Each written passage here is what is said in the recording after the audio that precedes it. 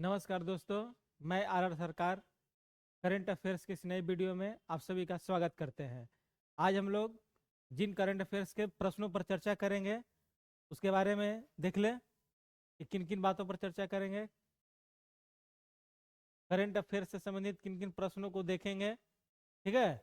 उसमें देखेंगे राष्ट्रीय तानसेन सम्मान किसे मिला, मिस इंडिया यूएसए कौन बनी, बैगा कला क्या है, विश्व ध्यान दिवस कब मनाया जाता है, तुलसी गौड़ा कौन है, प्रीति लोबाना कौन है, मोहम्मद अल बशीर कौन है, पहली भारत नेपाल पर्यटन बैठक जो हुई कहाँ हुई, हरमीत ढिल्लो कौन है, जीडी बुर्ला पुरस्कार किसे मिला, भारतीय सेना के जनरल की मानक रैंक किसे प्रदान की गई, भारतीय भाषा उत्सव कब मनाया गया, अंतर्राष्ट्रीय सार्वभौमिक दिवस अंतर्राष्ट्रीय सार्वभौमिक स्वास्थ्य कवरेज दिवस कब मनाया जाता है, पहला भारतीय समुद्री विरासत सम्मेलन कहाँ हुआ।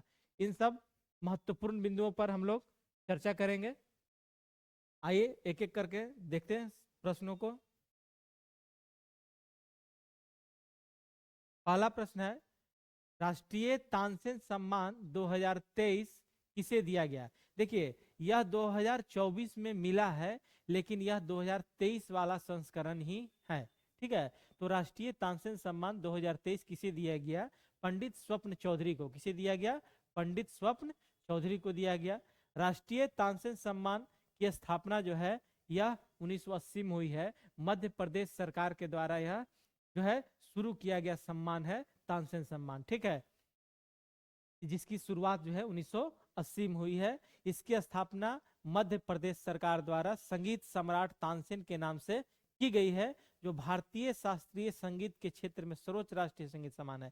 यानी कि भारत का जो शास्त्रीय संगीत है, राष्ट्रीय शास्त्रीय संगीत है, उस संगीत के क्षेत्र में जो है जो उत्कृष्ट प्रदर्शन करते हैं उन्हें यह राष्ट्रीय तानसेन सम्मान दी जाती है। और इसके तहत जो है टैक्स मुक्त यानी कि बिना कर का आयकर मुक्त 5 लाख रुपए और प्रशस्ति पत्र दिया जाता है। किसमें, राष्ट्रीय तानसेन सम्मान में। और 2023 के लिए यह सम्मान किसे मिला है, पंडित स्वप्न चौधरी को मिला है। किसे मिला है, पंडित स्वप्न चौधरी को मिला है। तो यह था क्या, राष्ट्रीय तानसेन सम्मान, ठीक है।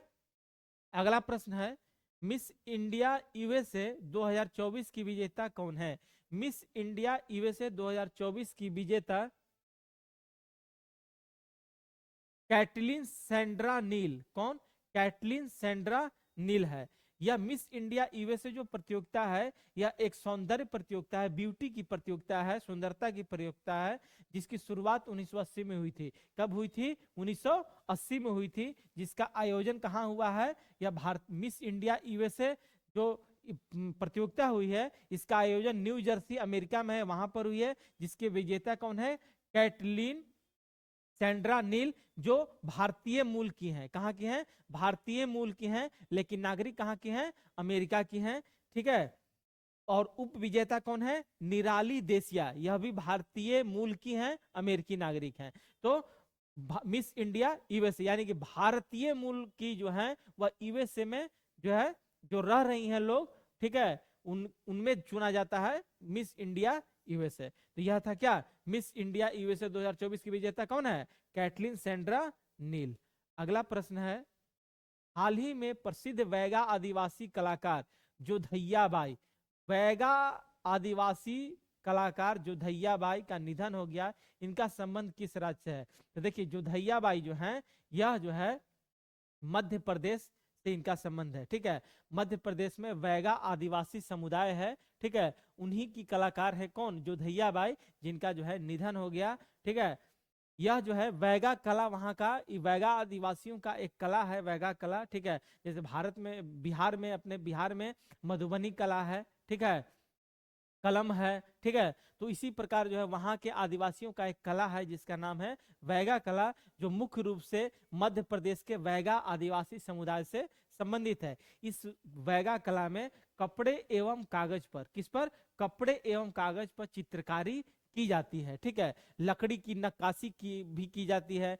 मनका यानी कि जो घड़ा होता है, मिट्टी के बर्तन होते हैं, उस पर सजावटी वस्तुओं के माध्यम से आदिवासी जीवन, प्रकृति व लोक कथाओं को जीवंत व रंगीन चित्रण की जाती है। यानी कि जो आदिवासी वैगा समुदाय के लोग जो चित्रकारी करते हैं वह मन का घड़ा पर भी, यानी कि आदिवासी समुदाय की जो सांस्कृतिक जीवन है उन जीवन का जो है उस पे क्या किया जाता है, उत्कीर्ण किया जाता है, ठीक है, ताकि लोगों के बीच में उन आदिवासियों की संस्कृति की पहचान जो है पहुंचे, ठीक है।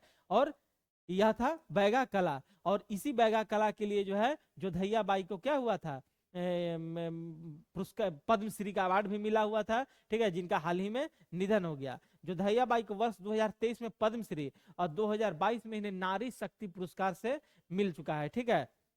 देखिए जो पुरस्कार होता है पद्मश्री, क्या पद्मश्री, उसके बाद पद्म भूषण, पद्म विभूषण, ठीक है, उसके बाद भारत रत्न, भारत रत्न सबसे भारत का सर्वोच्च सम्मान है, ठीक है। यह सब जो है 1954 ईस्वी में शुरू हुआ था, वर्ष 1954 में शुरू हुआ था, और ये सारे पुरस्कार जो है वह भारत सरकार के द्वारा दिए जाते हैं, ठीक है। पद्मश्री, पद्म विभूषण, पद्म भूषण, भारत रत्न, ये सब भारत सरकार के द्वारा, ठीक है। तो अभी आप लोगों को समझ में आ गया वैगा आदिवासियों का, जोधैया बाई थी जो प्रमुख, उनका निधन हो गया है, ठीक है। वह अगला प्रश्न है विश्व ध्यान दिवस कब मनाया जाता है, तो विश्व ध्यान दिवस जो है 21 दिसंबर को मनाया जाता है। कब मनाया जाता है, 21 दिसंबर को। और इस विश्व ध्यान दिवस मेडिटेशन, ठीक है ना, क्या वर्ल्ड मेडिटेशन डे, मेडिटेशन जो है एक बहुत अच्छा चीज है, ठीक है। मेडिटेशन करने से जो है बहुत सारी समस्याएं जो है, रोग जो है, दुख दूर हो जाते हैं, ठीक है। तो मेडिटेशन करनी चाहिए, और इसी के लिए जो है संयुक्त राष्ट्र महासभा के द्वारा जो है यह दिवस घोषित किया गया है। कौन सा दिवस, इसी को ध्यान में रखते हुए 21 दिसंबर को प्रत्येक वर्ष मनाया जाएगा। और इसकी शुरुआत ही कब से हुई है, 2024, यानी इसी वर्ष से जो है इसकी शुरुआत हुई है। संयुक्त राष्ट्र द्वारा घोषित प्रतिवर्ष 21 दिसंबर को मनाया जाएगा, ठीक है। इसका उद्देश्य क्या है, वैश्विक शांति सद्भाव के लिए ध्यान लगाना, यानी विश्व में शांति और सद्भाव के लिए जो है ध्यान लगाना, ठीक है। और इसके संयुक्त राष्ट्र के वर्तमान अध्यक्ष कौन है, एंटोनियो गुटेरस, कौन है, एंटोनियो गुटेरस हैं संयुक्त राष्ट्र के अध्यक्ष।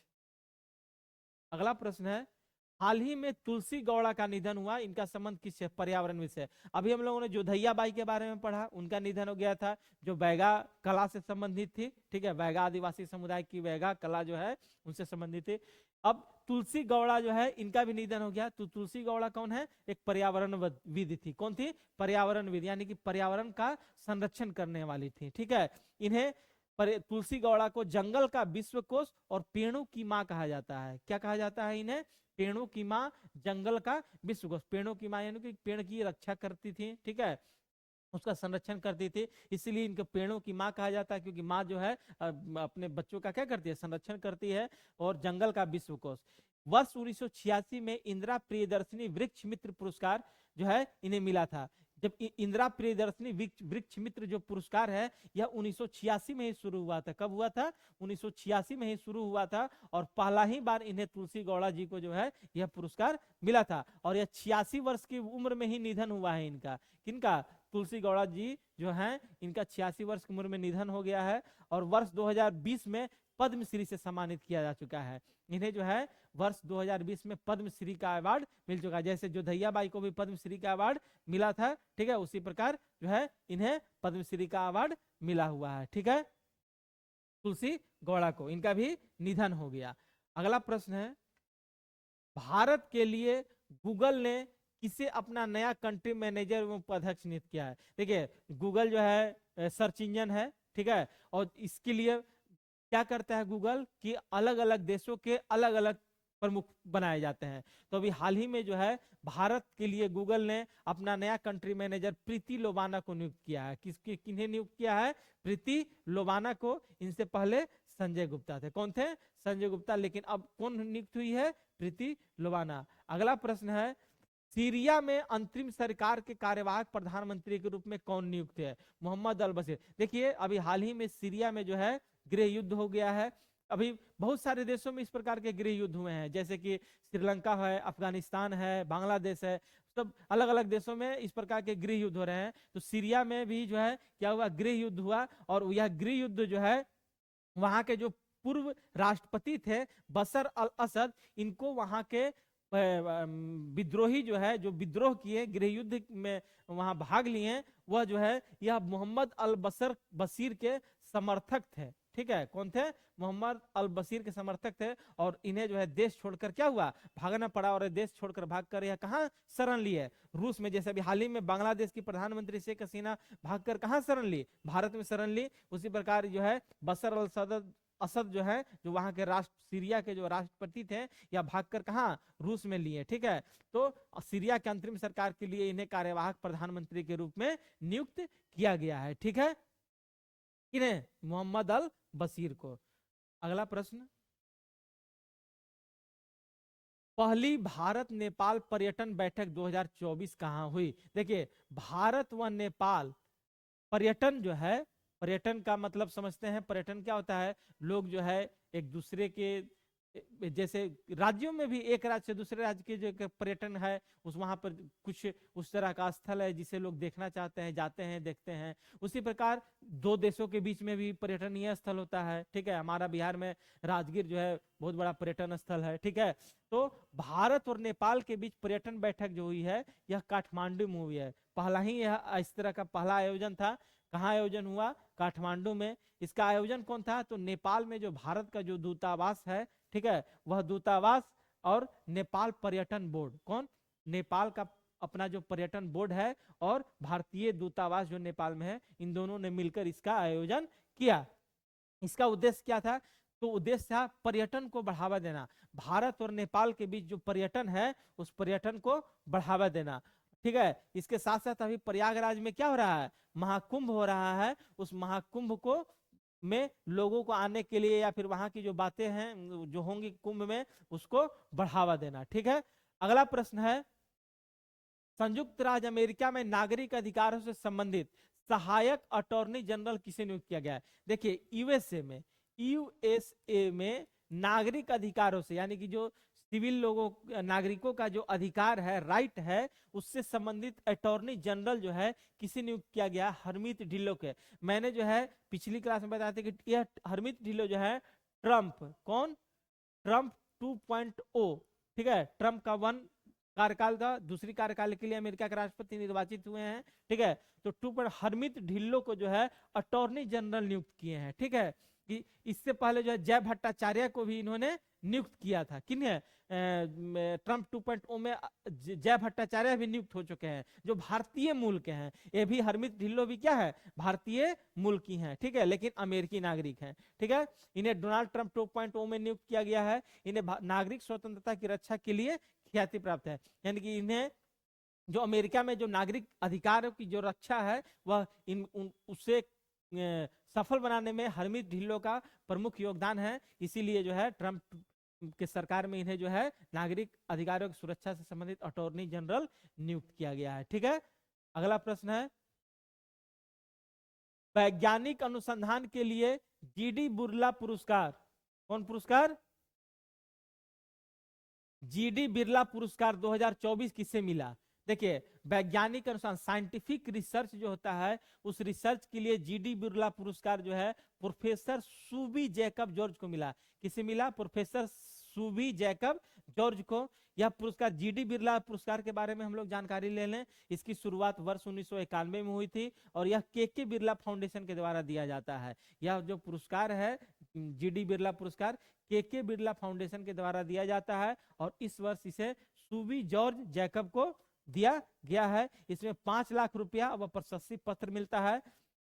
और किसे मिलता है? तो भारत में कार्य करे 50 वर्ष से कम आयु के भारतीय वैज्ञानिक को, यानी कि भारत में ही भारतीय वैज्ञानिक को जो 50 वर्ष, जिनकी आयु 50 वर्ष से कम है और साइंस के क्षेत्र में जो है अच्छा कार्य कर रहे हैं, अनुसंधान कर रहे हैं, उन्हें यह पुरस्कार दिया जाता है। और यह जो है सुबी जैकब जॉर्ज को इस बार मिला। यह सुबी जैकब जॉर्ज जो है, इन्हें इस वर्ष रसायन के क्षेत्र में जो है, इन्हें यह पुरस्कार रसायन क्षेत्र में शोध के लिए इन्हें यह पुरस्कार दिया गया है। जबकि 2023 में जो है अदिति सेन डे को दिया गया था। किसको दिया गया था?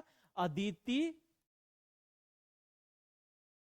सेन डे को मिला था 2023 में। और 2024 में किन्हें मिला? प्रोफेसर सुबी जैकब जॉर्ज को मिला। ठीक है, अगला प्रश्न है,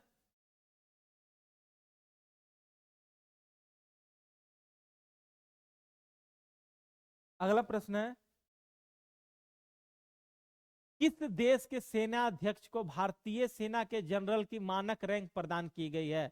तो देखिए, भारतीय सेना के द्वारा, ठीक है, या भारतीय सेना में जो मानक रैंक है, ठीक है, मानद रैंक जो है वह दूसरे देश को प्रदान करना, यही है इस प्रश्न में। किस देश के सेनाध्यक्ष, यानी कौन से देश के सेनाध्यक्ष, वहां के सेनाध्यक्ष को भारतीय सेना के जनरल की मानक, यानी कि यहाँ पे जो जनरल होते हैं ना, ठीक है, उनके जनरल के मानद रैंक प्रदान की गई है। तो नेपाल के सेनाध्यक्ष है जिनका नाम अशोक राज सिंहडेल है। क्या नाम है? अशोक राज सिंहडेल। इन्हीं को जो है भारतीय सेना के जनरल की उपाधि दी गई है, ठीक है। किसे मिला? तो नेपाल के सेनाध्यक्ष अशोक राज सिंहडेल को। क्यों मिला? अब मिला है तो क्यों मिला? तो क्योंकि भारत व नेपाल के बीच जो मैत्रीपूर्ण संबंध है उसको बढ़ावा देने में इन्होंने बहुत अच्छा क्या किया था, कार्य किया था, ठीक है, एवं उनकी सराहनीय सैन्य शक्ति के लिए, यानी कि अशोक सिंहडेला जो है, या भारत और नेपाल के बीच में जो सैन्य मित्रता है उसको प्रगाढ़ बनाने में इन्होंने अपना महत्वपूर्ण योगदान दिया था। और साथ ही जो है वहां की सैन्य जो क्षमता है नेपाल की, उसको आगे ले जाने में इन्होंने महत्वपूर्ण योगदान दिया था। इसीलिए जो है इन्हें नेपाल के सेनाध्यक्ष को जो है भारत सरकार, भारत के द्वारा जो है भारतीय सेना अध्यक्ष की जनरल की उपाधि दी गई है, ठीक है। अगला प्रश्न देखें, भारतीय भाषा उत्सव 2024 का आयोजन कहाँ हुआ? भारतीय भाषा उत्सव 2024 का आयोजन कहाँ हुआ? नई दिल्ली में हुआ। अभी हम लोग पिछली क्लास में देखे थे हम लोग, ठीक है, कि उसमें भारतीय भाषा दिवस कब मनाया जाता है? तो भारतीय भाषा दिवस का हम लोग कब मनाया जाता था? 11 दिसंबर को 2024 से ही इसे घोषित किया गया है। पिछली क्लास में हमने बताया था 2024 से घोषित किया गया है। क्यों उसका उद्देश्य क्या था? तो भारत की जो अलग अलग भाषाएं हैं उन भाषाओं को जो है क्या करना, लोगों के बीच में उन भाषाओं के प्रति जागरूकता बढ़ाना था। तो भारतीय भाषा उत्सव का आयोजन कहाँ हुआ? नई दिल्ली में हुआ, ठीक है। इसका आयोजन स्थान देखिए, ये जो भाषा उत्सव है पूरे देश में मनाया गया, ठीक है, लेकिन इसका जो समापन है, समापन का जो कार्यक्रम है, भाषा उत्सव का समापन का कार्यक्रम, यह नई दिल्ली में हुआ था, ठीक है। समापन का कार्यक्रम हुआ था, समापन का, ठीक है। और उत्सव तो जो है पूरे, कोई भी उत्सव है जो पूरे देश में मनाया गया, तो यह भारतीय भाषा का जो उत्सव है यह पूरे देश में मनाया गया। इसको आयोजन करता कौन था? तो शिक्षा मंत्रालय की स्कूली शिक्षा एवं साक्षरता विभाग। शिक्षा मंत्रालय जो है पहले जो है MHRD बोलता था, लेकिन अब उसका MHRD का नाम ministry of human research development नाम था, लेकिन उसी का विभाग का मंत्रालय का नाम बदलकर शिक्षा मंत्रालय कर दिया गया है।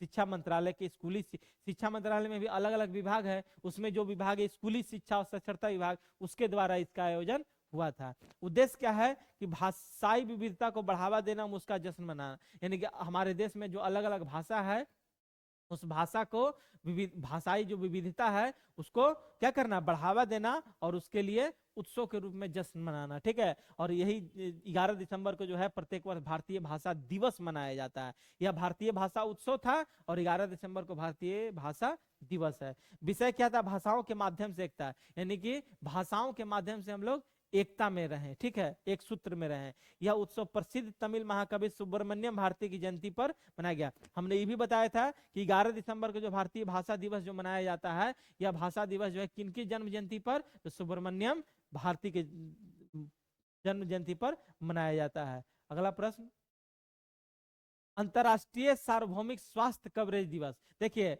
अंतरराष्ट्रीय इंटरनेशनल लेवल पर यूनिवर्सल हेल्थ कवरेज डे 12 दिसंबर को मनाया जाता है, ठीक है।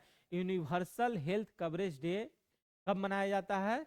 तो 12 दिसंबर को मनाया जाता है, ठीक है। इसकी शुरुआत वर्ष 2024 से संयुक्त राष्ट्र महासभा द्वारा घोषित हुआ है। इसका थीम क्या है? Health it's okay it's the government, यानी कि स्वास्थ्य, हेल्थ इट्स द गवर्नमेंट, ठीक है। इसमें इसका उद्देश्य क्या है? स्वास्थ्य कवरेज की आवश्यकताओं के बारे में जागरूकता बढ़ाना है। यानी कि देखिए, हेल्थ इंश्योरेंस होता है ना, तो हेल्थ इंश्योरेंस में देखेंगे सब अलग अलग कंपनियां हैं, अलग अलग प्रचार करती है कि आपको ये मिलेगा, हेल्थ के से संबंधित इस तरह का इसमें फायदा मिलेगा। तो उसी हेल्थ कवरेज की आवश्यकताओं के बारे में जो है लोगों के बीच में जागरूकता बढ़ाना है। और उसी के लिए एक दिवस घोषित किया गया है कि ताकि जो लोग जो है हेल्थ के प्रति कॉन्शियस हों, और उसी के लिए 12 दिसंबर को ऐसा दिवस घोषित किया गया है। कोई भी दिवस मनाने का उद्देश्य ही होता है उसके प्रति लोगों में जागरूकता बढ़ाना। ठीक है, अगला प्रश्न पे आते हैं।